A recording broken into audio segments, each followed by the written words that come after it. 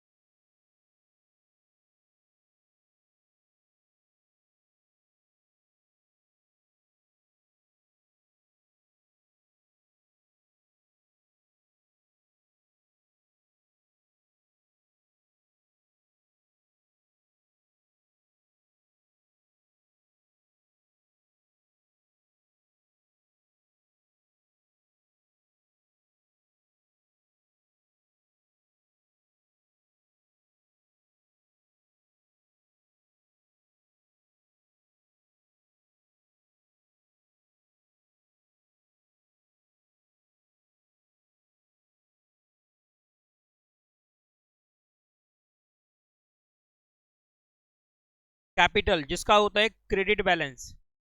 Yes, capital का credit balance. Cash का debit balance. Commission debit तो डेबिट बैलेंस। यस, परचेजेस का debit balance. Drawings debit, furniture का भी डेबिट बैलेंस। बैंक डेबिट तो debit balance. क्यों लिखा हुआ है बैंक के साथ डेबिट? क्योंकि बैंक का डेबिट और क्रेडिट दोनों में से कोई भी बैलेंस हो सकता है। बैंक ओवरड्राफ्ट का मतलब क्रेडिट बैलेंस और बैंक डेबिट का मतलब फेवरेबल बैलेंस। यस, नेक्स्ट बच्चे डिस्काउंट। Discount debit. बच्चे डिस्काउंट का डेबिट और क्रेडिट में से कोई भी बैलेंस हो सकता है। डिस्काउंट डेबिट का मतलब डिस्काउंट अलाउड होता है, डिस्काउंट क्रेडिट का मतलब डिस्काउंट रिसीव्ड होता है। यहां पर डिस्काउंट डेबिट का मतलब है debit balance. Yes, salary debit balance, creditor का क्रेडिट बैलेंस, मोटर कार का डेबिट बैलेंस, रेंट का डेबिट बैलेंस होगा बच्चे, वेजेस का डेबिट बैलेंस होगा, डेटर का आपका डेबिट बैलेंस होगा, एडवर्टाइजमेंट का debit balance, general expenses debit balance, opening stock debit balance and sales का होगा बच्चे क्रेडिट बैलेंस। कैसे पहचानते हैं कि किसका डेबिट और किसका क्रेडिट होगा? सिंपल सा रूल होता है बच्चे, एसेट्स एंड एक्सपेंसेस अकाउंट्स के हमेशा होते हैं डेबिट बैलेंस, यानी इनकी हमेशा डेबिट साइड स्ट्रांग होती है। तुम बोलोगे सर बैंक हमारी असेट्स होती है, इसकी तो क्रेडिट साइड भी स्ट्रांग हो जाती है, तो उसको ओवरड्राफ्ट बोलते हैं, वो लायबिलिटी होती है। Yes, capital, liability and revenue, यानी कि इनकम्स। इनकम और रेवेन्यू में डिफरेंस होता है, ठीक है। यहाँ पर रेवेन्यू, इन सब का होता है बच्चे credit balance. Yes, income profit इनका होता है क्रेडिट बैलेंस। क्लियर है सभी को? देखिए आंसर मैच कीजिए, 47,900।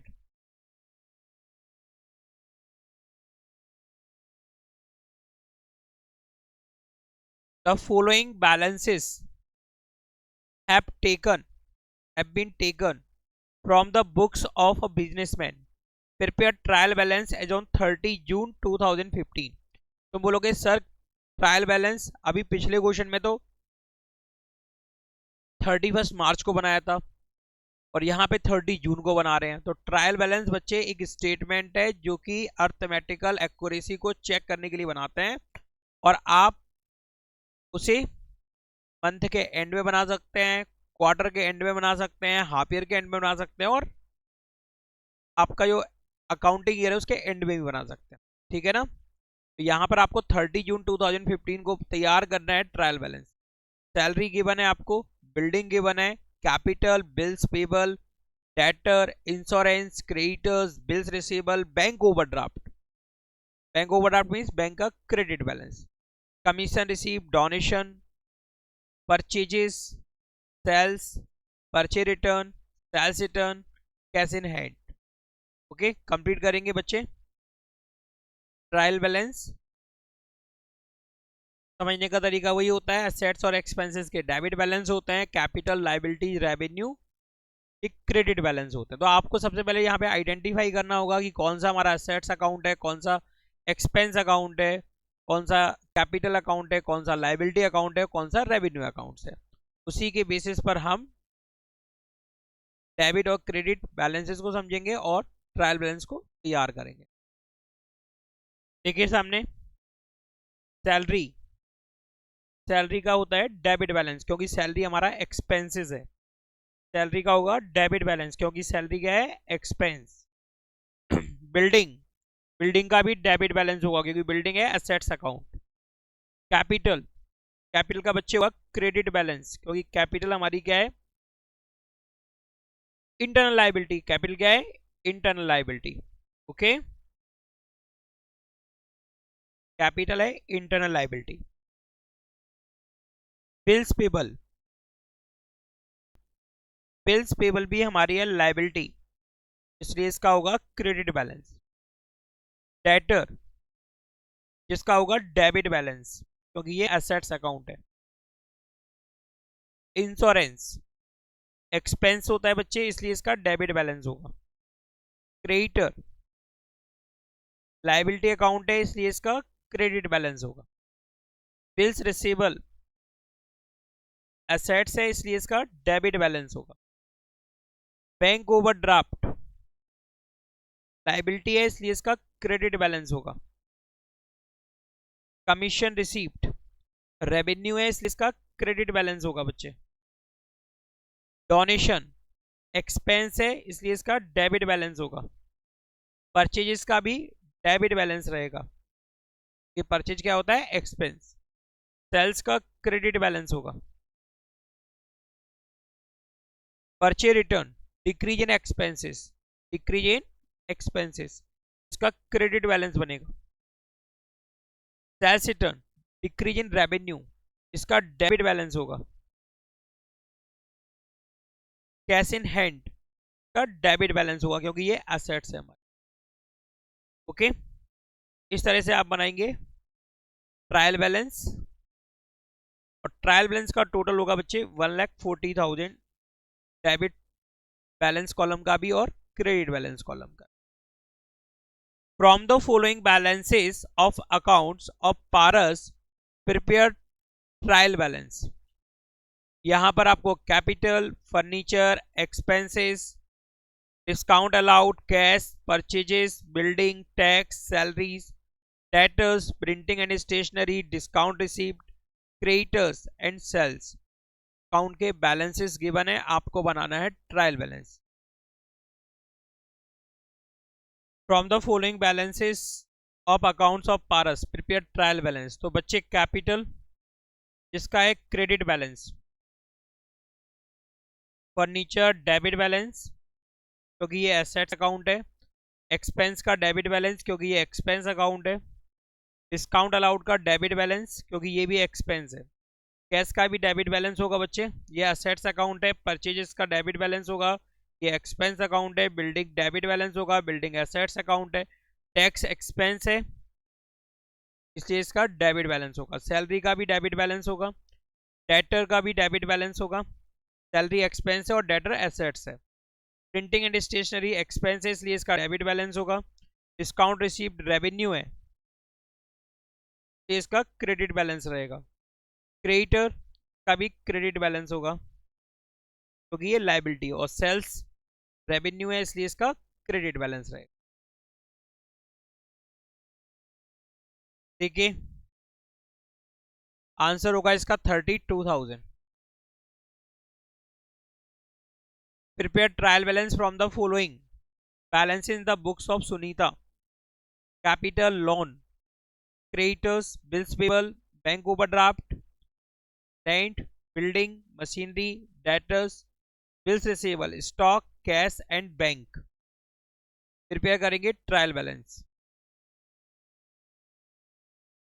कैपिटल जिसका होगा क्रेडिट बैलेंस, लोन का क्रेडिट बैलेंस। लोन असेट्स भी हो सकती है यदि हमने किसी को लोन दिया है, और लोन हमारी लायबिलिटी होती है हमने जब लोन लिया है। अब दिया नहीं गया है कुछ भी, साइलेंट है क्वेश्चन कि लोन लिया कि दिया, तो ये मानेंगे लोन हमने किसी से लिया है, यानी ये हमारी है लायबिलिटी। क्रेडिटर ये इसका भी क्रेडिट बैलेंस होगा, बिल्स पेबल का भी क्रेडिट बैलेंस होगा, बैंक ओवरड्राफ्ट का भी क्रेडिट बैलेंस होगा। टेंट का बच्चे डेबिट बैलेंस होगा, बिल्डिंग का डेबिट बैलेंस होगा, मशीनरी का डेबिट बैलेंस, डेटर का भी डेबिट बैलेंस, बिल्स रिसीवेबल का डेबिट बैलेंस, ये सभी हमारी असेट्स हैं।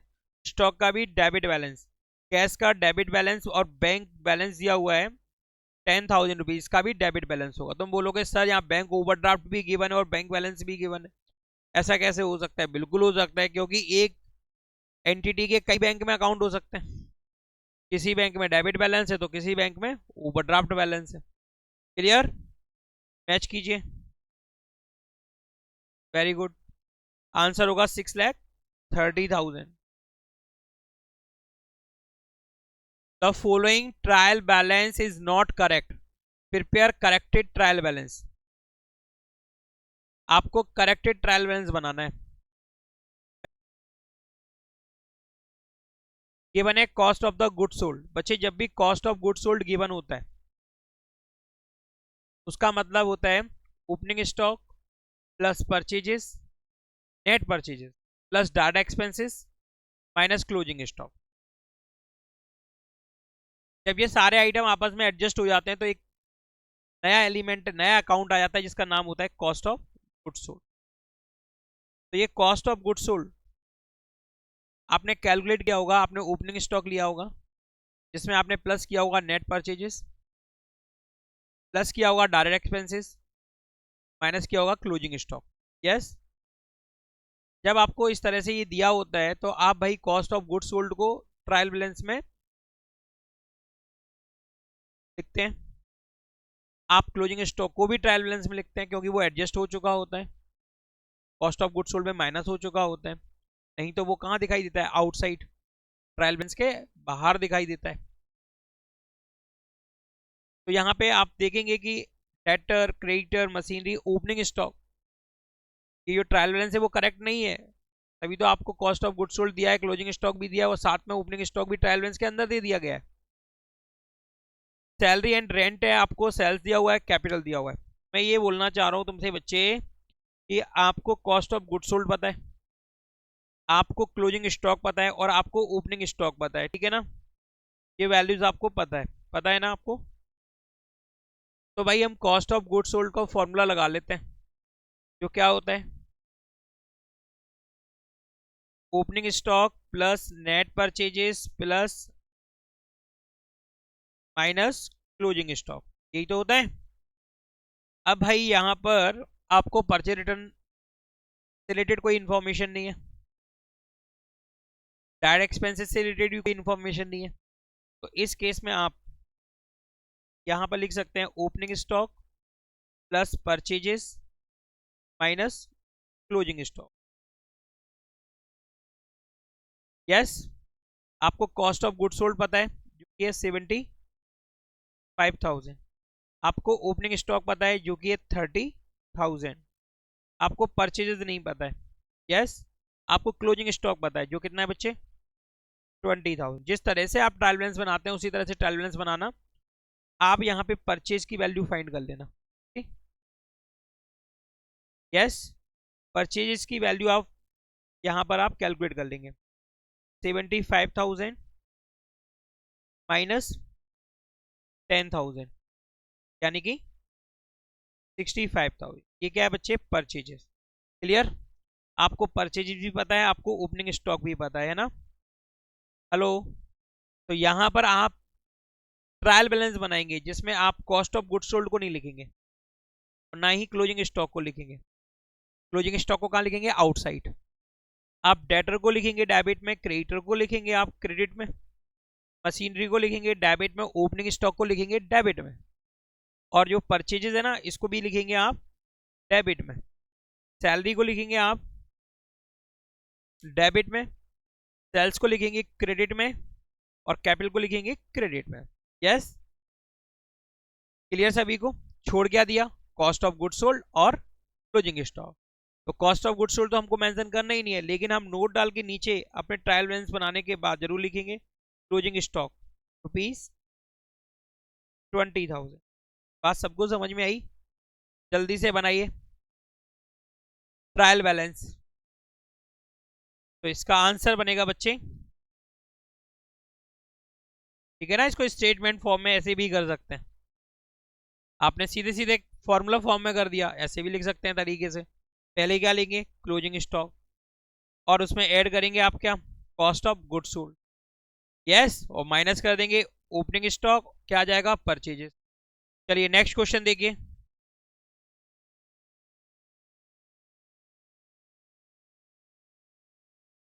जब आप कॉस्ट ऑफ गुड्स सोल्ड को मेंशन करेंगे ट्रायल बैलेंस में तो साथ में क्या जाएगा क्लोजिंग स्टॉक, और जब आप ओपनिंग स्टॉक को ट्रायल बैलेंस में शो करेंगे तो साथ में जाएगा परचेज और direct expenses. Yes, direct expenses question में गिवन नहीं है तो जाएगा बच्चे ओनली परचेजेस, जिसको कैलकुलेट करने के लिए फॉर्मूला क्या यूज किया था cost of goods sold is equal to opening stock plus purchases minus closing stock.